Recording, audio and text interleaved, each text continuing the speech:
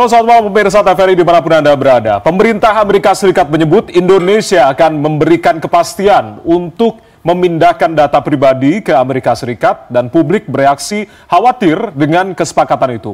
Transfer data pribadi menjadi salah satu klausul negosiasi pemangkasan tarif resiprokal Amerika Serikat untuk Indonesia dari 36% menjadi 19%. Namun publik sedikit lega karena ketika Presiden Prabowo Subianto memastikan bahwasanya negosiasi saat ini masih terus berjalan terkait dengan pemindahan data. Nah, Menkom DG juga menegaskan bahwasanya memang kerjasama ini bukan berarti membuka keran bebas transfer data, melainkan mendorong tata kelola data pribadi yang transparan dan juga akuntabel. Gedung Putih juga telah melakukan reformasi perlindungan data pribadi sekaligus akan mematuhi Undang-Undang Perlindungan Data Pribadi di Indonesia. Apakah kemudian kesepakatan ini melanggar Undang-Undang Nomor 27 Tahun 2022 tentang Undang-Undang Perlindungan Data Pribadi dan bagaimana tentunya implementasinya ke depan demi perbaikan sebuah sistem yang tadi sudah dikatakan begitu. Kita akan bahas dalam Arah Angin TVRI kali ini bersama saya Ardianto Wijaya dengan judul Data Kita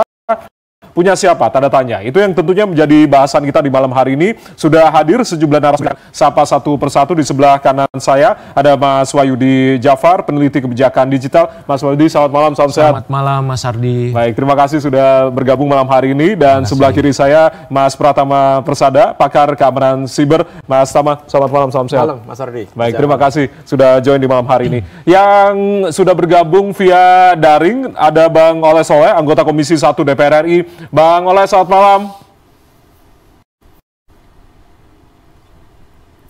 Baik, nanti kita akan mencoba untuk menghubungi kembali. Juga ada Prof. Hikmanto Juwana, pakar hubungan internasional yang juga akan bergabung bersama kami. Tapi saya langsung ke Mas Wahyudi terlebih dahulu sebelum nanti Mas Tama juga akan menanggapi.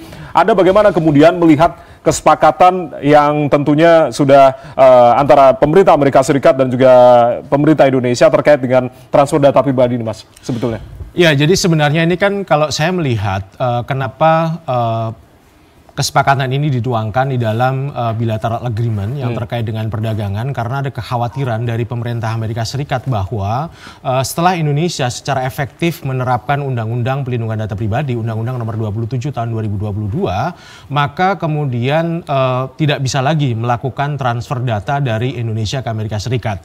Karena prakteknya kan selama ini sebenarnya perusahaan-perusahaan Amerika Serikat yang beroperasi di Indonesia dan kita menjadi penggunanya, hampir semua layanan digital kita itu menggunakan platform-platform dan teknologi-teknologi Amerika dan kita memberikan persetujuan untuk kemudian mereka memproses data-data kita. Data-data itu tidak disimpan dan diproses di Indonesia, tapi kemudian itu disimpan di Amerika Serikat, di teritori Amerika Serikat.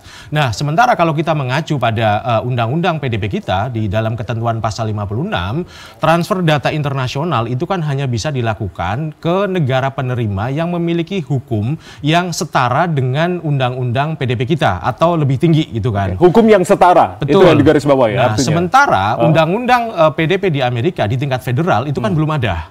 Itu satu hal. Yang kedua, kalau menilai aspek kesetaraan itu kan dengan melihat keberadaan otoritas perlindungan data pribadi gitu ya. Lepas bahwa sampai dengan hari ini pemerintah belum membentuk Badan Perlindungan Data Pribadi sebagai mandat dari undang-undang PDP, Amerika juga tidak memiliki otoritas yang kira-kira setara dengan otoritas PDP. Karena selama ini kan di Amerika Serikat urusan yang berkaitan dengan perlindungan data pribadi itu kan menjadi ranahnya Federal Trade Commissions. Kalau di sini mungkin setara dengan KPPU ya, di mana kemudian dia aspeknya sama dengan perlindungan konsumen dan juga persaingan usaha gitu kan. Nah, artinya kemudian itu dianggap tidak cukup sebagai sebuah otoritas perlindungan data pribadi yang memiliki wewenang untuk memastikan bagaimana efektivitas kepatuhan terkait dengan perlindungan data, termasuk ketika misalnya terjadi persoalan-persoalan yang berkaitan dengan perlindungan data pribadi. Itulah kenapa kemudian ketika kita misalnya nanti melakukan assessment adequacy, penilaian tentang tingkat kesetaraan, mungkin pemerintah Indonesia bisa mengatakan ini tidak setara sehingga kemudian data tidak bisa ditransfer. Nah, ketika data tidak bisa ditransfer karena dianggap tidak setara, maka klausul untuk bisa memungkinkan transfer tetap dilakukan adalah melalui bilateral agreement, melalui perjanjian internasional. Nah, sayangnya memang di dalam perjanjian internasional ini belum ada kejelasan terkait dengan standar perlindungan data pribadi yang akan diterapkan. Ini baru dasar untuk melakukan transfer. Tapi bagaimana kemudian data kita kita dilindungi di Amerika Serikat, ini belum jelas apakah mengikuti standar Indonesia atau seperti apa. Lalu kemudian misalnya ketika terjadi persoalan dengan data-data warga negara Indonesia di Amerika Serikat, itu kemudian mekanisme apa yang digunakan? Bagaimana warga kita akan bisa mengakses misalnya pemulihan ketika terjadi eksploitasi data pribadi warga negara Indonesia di Amerika Serikat gitu ya. Nah, ini yang kemudian mestinya bisa dituangkan secara lebih terperinci di dalam perjanjian ini kalau memang prosesnya masih negosiasi gitu ya. Oke, karena Presiden Prabowo mengatakan saat ini masih terus berlangsung negosiasi, dikatakan begitu. Artinya ketika negosiasi saat ini masih terus dilakukan begitu. Artinya apa yang kemudian harus disiapkan? Selain tadi dikatakan ini secara hukum masih belum setara begitu. Apalagi ada beberapa yang harus kemudian diperhatikan ketika tadi konsekuensi-konsekuensi apa yang kemudian jika memang tidak ada kesetaraan hukum ini. Apa yang kemudian harus dilakukan dalam negosiasi ini? Ya, pertama kan begini ya, yang harus kita pahami bahwa hukum Indonesia itu menganut arus data bebas dengan persyaratan atau dengan kondisi-kondisi tertentu, bahwa kita memang tidak memiliki aturan yang mewajibkan bagi perusahaan-perusahaan multinasional untuk menyimpan data, keseluruhan datanya di Indonesia gitu kan. Nah, tetapi memang kalau kita mengacu di dalam peraturan pemerintah nomor 71 tahun 2019 maupun kemudian Permen Komdigi nomor 5 tahun 2025, khusus untuk data pemerintah termasuk data pribadi yang dikelola oleh pemerintah itu harus disimpan di Indonesia gitu kan. Nah, kecuali memang teknologinya tidak tersedia. Nah, pertanyaan pertama adalah terkait dengan proses negosiasi ini, apakah kemudian kesepakatan yang dicapai antara pemerintah Indonesia dengan Amerika Serikat itu juga mencakup data-data yang sebelumnya harus disimpan di Indonesia, artinya data pribadi yang dikelola oleh pemerintah, ataupun juga kemudian data transaksi keuangan ya. Kalau kita membaca ketentuan di dalam PP 80 2019 tentang e-commerce, itu kan data transaksi keuangan harus disimpan di wilayah Indonesia. Apakah itu juga kemudian berarti dapat ditransfer ke Amerika Serikat? Itu yang diperjelas dulu. Yang kedua adalah terkait dengan standar perlindungannya. Jadi kalau dalam hukum perlindungan data pribadi kita mengenal apa yang disebut sebagai model kontraktual clauses atau standar kontraktual clauses. Jadi apa standar-standar yang dibebankan kepada pengendali data yang akan melakukan transfer data lintas batas negara gitu kan. Nah, termasuk ketika misalnya terjadi kegagalan di dalam perlindungan data pribadi, bagaimana mekanisme penyelesaiannya gitu kan. Jadi itu mungkin diperjelas dulu. Karena ada presiden di negara lain yang kemudian berakibat pada batalnya perjanjian transfer data.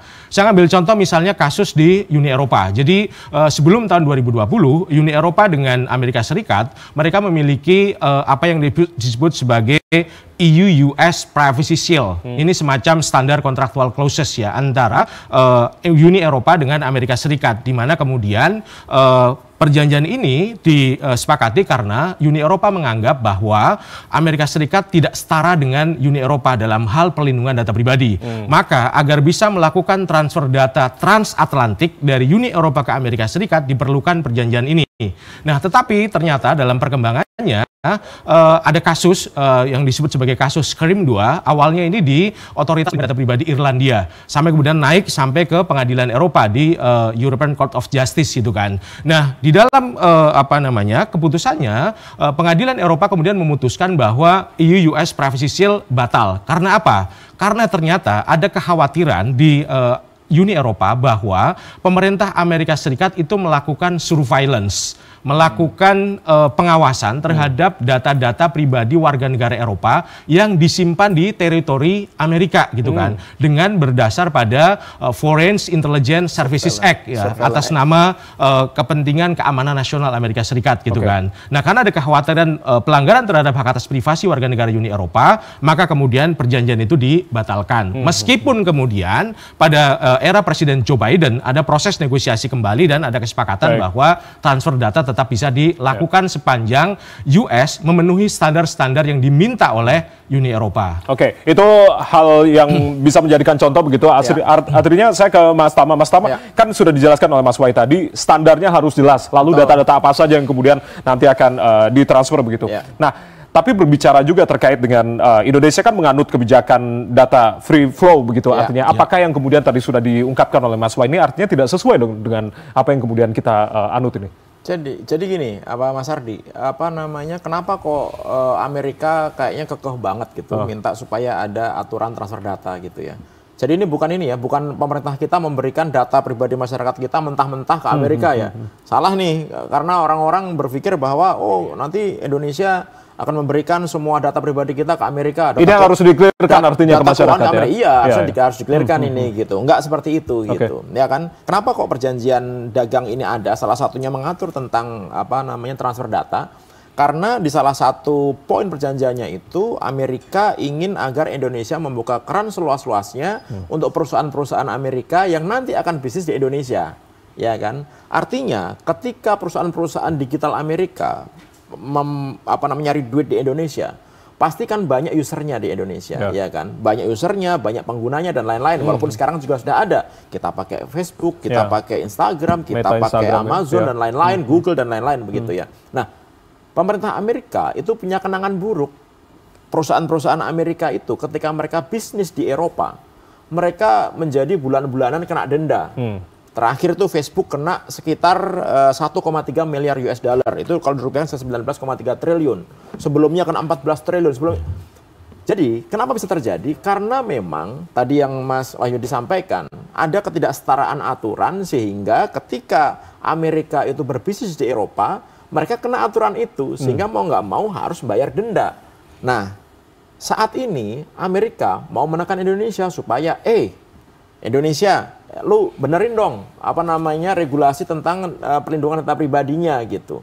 Aturannya dibenerin sehingga kita ada kepastian, certainty, ada kepastian gitu ketika nanti perusahaan-perusahaan Amerika berbisnis di Indonesia tidak terjerat kasus-kasus seperti mereka di negara-negara lain. Harusnya ini menjadi momentum artinya untuk pemerintah Indonesia begitu. Masalahnya adalah di Indonesia kita baru punya undang-undang PDP yang harusnya 17 Oktober 2024 udah jalan nih, ya kan, smooth. Tapi ternyata belum. Kenapa belum jalan?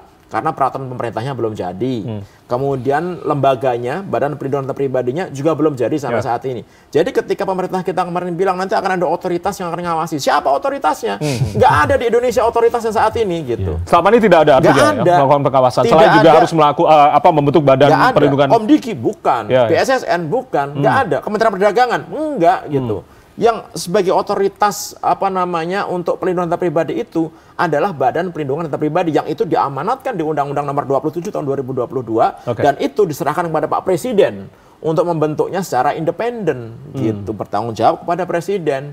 Koordinasi dengan siapa? Dengan kementerian yang bertanggung jawab dengan komunikasi dan informasi, dengan Komdiki gitu. Jadi ini harus dibentuk gitu. Dan sekarang walaupun sudah telat ya sebenarnya gitu, tapi ya harus dilakukan gitu. Oleh karena itu ketika kita nanti memberikan akses kepada pemerintah Amerika untuk mengirimkan perusahaan-perusahaan nyari duit di Indonesia, ya kita harus jagain gitu. Jadi bukan berarti bahwa Indonesia nanti akan menyerahkan semua datanya ya. Kita ini negara berdaulat, nggak mungkin kita nyerahin data mentah-mentah pada mereka, data Dukcapil misalkan, atau data transaksi kris gitu ke Amerika gitu. Walaupun Amerika benci sama kris kan gitu, nggak mungkin kita kasihkan gitu. Jadi nggak usah khawatir. Nah, oleh karena itu kenapa perlu diatur yang tadi disampaikan oleh Mas Wahyudi. Perlu diatur itu. Saya langsung minta tanggapan dari Bang Oleh. Bang Oleh, bisa mendengar suara kami di studio, Bang Oleh? Bang Oleh? Ya, Bang Oleh? Masih tersambung bersama kami, Bang Oleh? Ya, kita mencoba untuk menghubungi kembali via daring Bang Oleh Soleh, anggota Komisi 1 DPR RI. Apa yang kemudian tadi sudah di... Oke, Bang Oleh. Halo. Ya, Bang Oleh, terima kasih sudah berkenan bergabung malam hari di Arah Angin TVRI. Bang Oleh, bagaimana komentarnya? Apa yang kemudian tadi sudah diungkapkan oleh Mas Tama? Lalu that's why ini saatnya momentum kemudian untuk perbaikan dari sistem perlindungan data pribadi kita, begitu. Karena tadi juga dikatakan sebetulnya terkait dengan standar-standar ini juga harus tadi disamakan, lalu juga data-data apa saja juga harus jelas, publik juga harus terinfokan secara jelas. Bang Oleh, tanggapan Anda?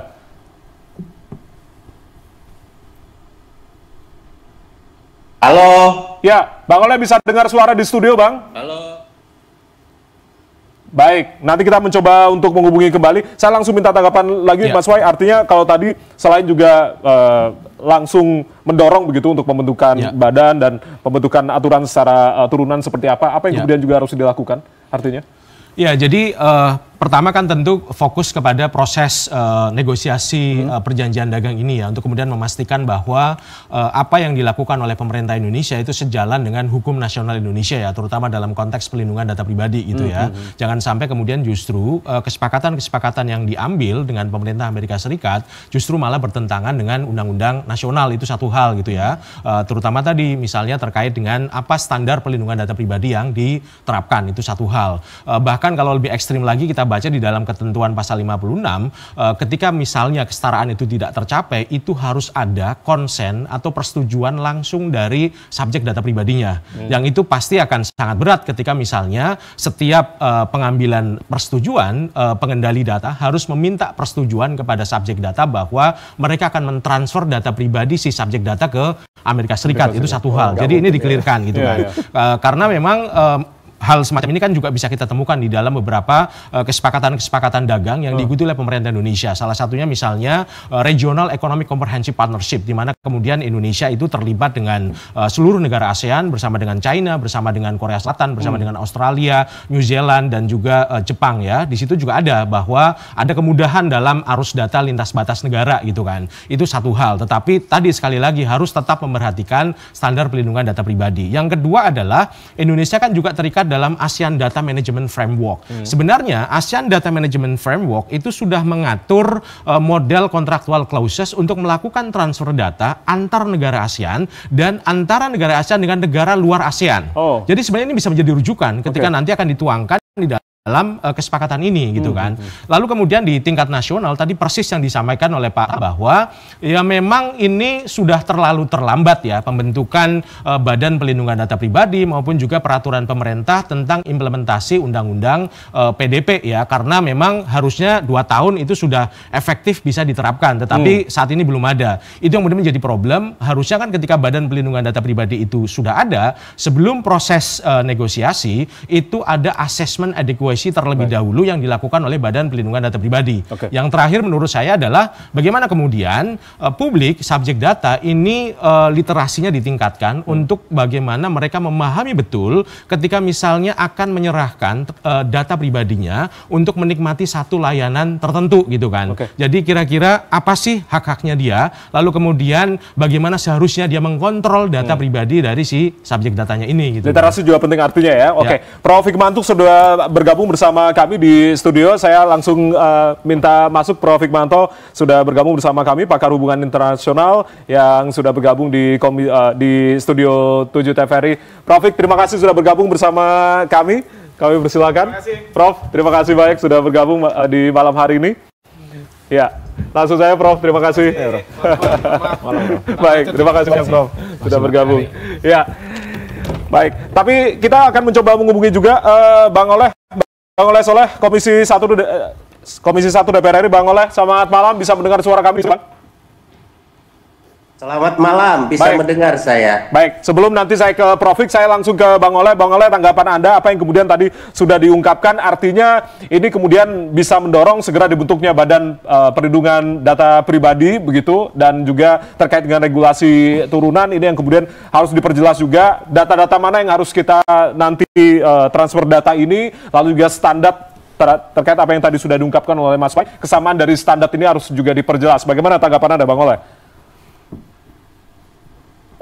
Tentu Komisi 1 sangat sepakat, dan bahkan kami di Komisi 1 meminta kepada pemerintah melalui Komdigi ya untuk dibuat Badan Perlindungan Data, karena memang sebelum ada isu-isu terkait tukar data antara Amerika dengan Indonesia dalam persyaratan soal tarif yang dikeluarkan oleh Trump. Sebelumnya kan kita sudah kebocoran data nasional, kemudian akhir-akhir ini ada hacker yang merusak data di wilayah Jawa Barat. Nah, kekhawatiran ini kan bukan hanya sekarang-sekarang sesungguhnya, kekhawatiran ini kan sudah terjadi berulang kali, di mana pemilik data dalam hal ini merasa dirugikan ketika data pribadinya hilang baik dalam administrasi pemerintahan maupun di dalam administrasi pribadi, kan seperti itu. Nah, sesungguhnya dari dulu kita menginginkan ada badan pengelola data. Badan pengelola data ini jelas sebagai sebagai badan yang bertanggung jawab terhadap pengelolaan data itu sendiri. Sehingga kita sebagai warga, dan bukan hanya warga, pemerintah pun pada dasarnya butuh atas keamanan data itu sendiri. Sesungguhnya itu sesungguhnya.